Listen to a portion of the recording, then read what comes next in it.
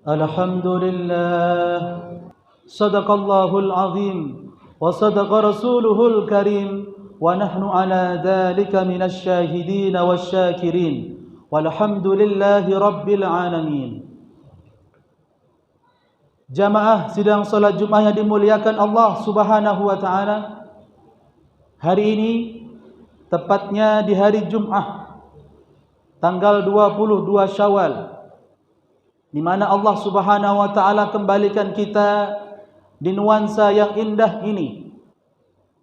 Di hari yang mulia, di hari yang agung, Allah pertemukan kita.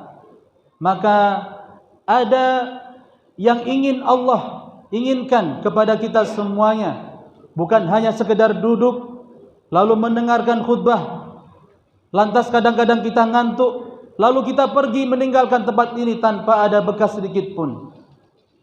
Maka di setiap khutbah Jumat itu ada yang harus kita tanamkan dalam hati, yaitu hari ini harus lebih baik daripada hari kemarin.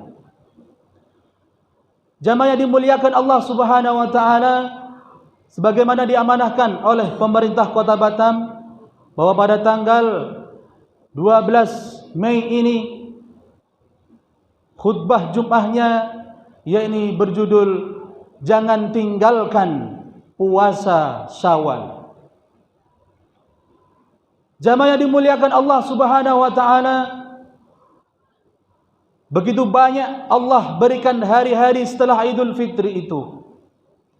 Maka mengetuk hati kepada siapapun yang belum ataupun yang akan melaksanakan puasa di bulan Syawal ini. Maka betapa pentingnya bulan Syawal itu, sampai-sampai Rasulullah SAW mengingatkan untuk berpuasa. Namun ironinya jamaah yang dimuliakan Allah, banyak sekali di antara kita yang kadang-kadang memiliki alasan untuk tidak berpuasa di bulan Syawal. Ada sebagian kita yang tidak mau melakukan puasa Syawal karena kembalinya aktivitas itu membuat ia lupa.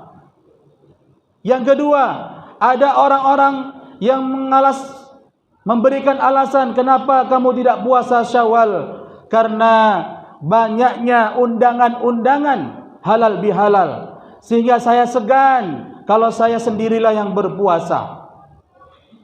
Ataupun jangan-jangan kita juga memberikan alasan kepada Allah, saya tidak berpuasa Syawal karena itu pun sunnah, karena kemarin sudah penuh saya puasa di bulan suci Ramadan, maka fisik saya sudah lemah, sehingga saatnya lah di bulan Syawal ini saya kembalikan fisik saya.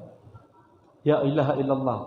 Dan ironinya lagi, ada orang yang tidak tahu dan mengatakan saya malas puasa lagi, karena tidak ada motivasi dan tidak ada sedikit pun informasi yang masuk dalam dirinya untuk berpuasa Syawal, sehingga aktivitasnya kembali berlalu begitu saja. Dan sampai saat ini puasa bulan Syawal pun segera habis, kita pun belum kunjung melaksanakan puasa sunnah Syawal.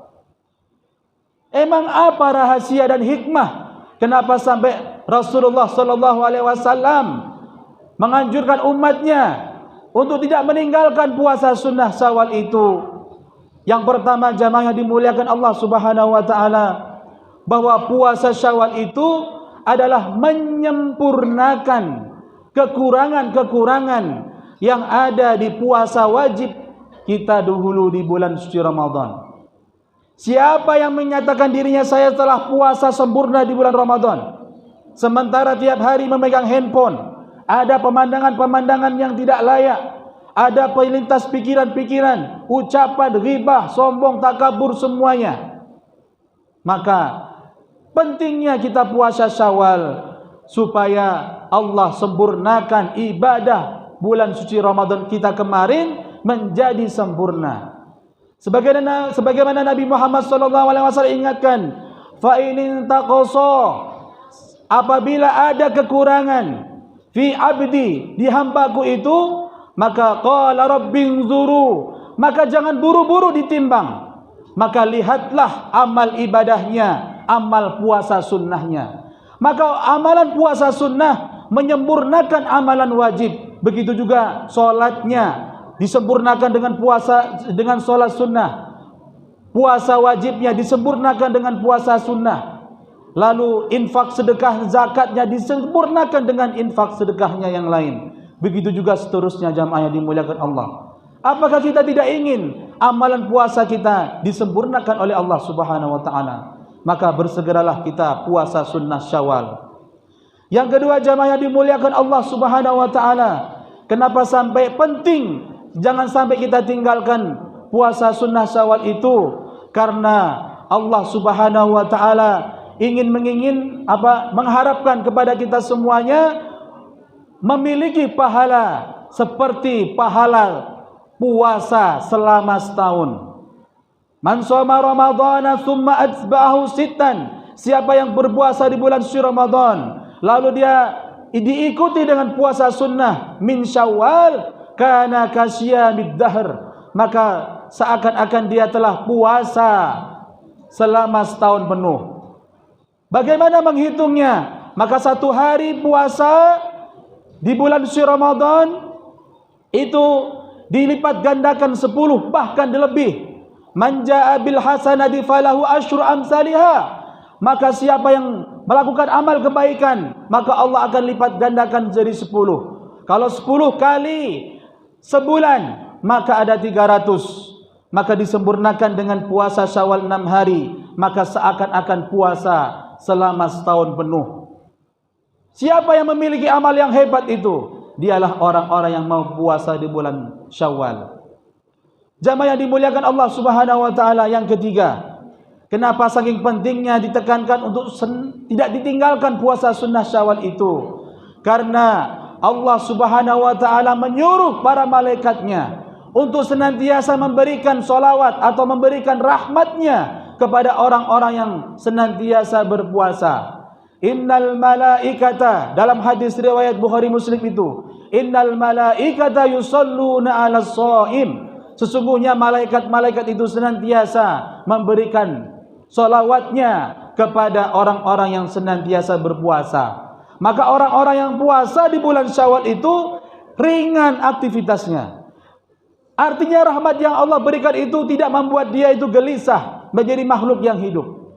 Mau kaya, mau cukup, semua dalam kondisi tenang. Mau bagaimana pun masalah hidupnya, Allah berikan rahmat. Itulah sebenarnya kenikmatan dalam hidup ketika Allah Subhanahu wa taala berikan rahmat dalam hati kita. Orang habis puasa Ramadan malah kembali lagi aktivitas yang kadang-kadang tak menentu, maka pusinglah otaknya, bingunglah dia mau ngapain, sehingga kadang-kadang dia melamun sendirian, kadang-kadang dia emosi sendiri, kadang-kadang dia meluapkan kekecewaannya. Itu bukti kalau orang-orang itu tidak mendapatkan rahmat dari Allah Subhanahu wa taala setelah puasa Ramadan. Yang paling hebat jamaah yang dimuliakan Allah, yang keempat, kenapa kita harus tak boleh tinggalkan puasa sunnah Syawal? Karena Allah harapkan kepada kita semua mendapatkan satu pahala, yaitu dijauhkan wajah kita ini 70 tahun dari neraka. Man shoma yauman fi sabilillah, siapa yang berpuasa ya satu hari saja di jalan Allah Subhanahu wa taala, ba'adallahu lahu, maka Allah akan jauhkan wajhuhu anin nar sab'ina kharifan. Allah akan jauhkan wajahnya nanti di hari kiamat. Seandainya dia masuk neraka, dijauhkan mukanya selama 70 tahun. Masya Allah. Kurang apa lagi jamaah yang dimuliakan Allah? Apa sebenarnya alasan yang kita mau ungkapkan di hadapan Allah? Kenapa kita sampai tidak berpuasa? Sudah dijauhkan wajah kita dari api neraka oleh Allah Subhanahu wa taala jika kita mau berpuasa satu hari saja. Seandainya kita pun tak mampu satu hari berpuasa untuk niatkan karena Allah Subhanahu wa taala. Dan yang kelima jamaah yang dimuliakan Allah Subhanahu wa taala, kenapa sampai kita tidak boleh tinggalkan? Karena puasa Syawal itu adalah membuat kita semakin dicintai oleh Allah Subhanahu wa taala. Makanya hadis yang saya bacakan di muka, mayazalul abdi, tidaklah terus menerus dari seorang hamba melakukan amalan sunnah fa uhibbuhu, sampai Allah Subhanahu wa taala mencintainya. Jadi orang-orang yang senantiasa berpuasa setelah puasa Ramadan itu seakan-akan dia ingin mendapatkan, dan Allah berikan cinta kepada dirinya, aktivitasnya, kehidupannya, apapun yang dia minta, kalau Allah sudah cinta, Allah akan kabulkan sebagaimana kebutuhan kita jamaah. Dan yang keenam jamaah yang dimuliakan Allah, dengan puasa sunnah Syawal itu kita menjadi orang-orang yang konsekuen dalam ibadahnya, menjadi orang-orang yang diterima amal puasa Ramadan kemarin, karena kita masih mencintai puasa itu dan kita teruskan di puasa Syawal, puasa sunnah itu jamaah yang dimuliakan Allah Subhanahu wa taala. Maka seorang peneliti mengungkapkan kenapa di bulan Syawal ini orang itu kenapa harus berpuasa dibandingkan dengan orang yang tidak berpuasa di bulan Syawal. Itu diteliti jamaah yang dimuliakan Allah Subhanahu wa taala. Maka orang-orang yang senantiasa puasa sunnah di bulan Syawal itu badannya lebih sehat daripada orang-orang yang tidak puasa sama sekali di bulan Syawal.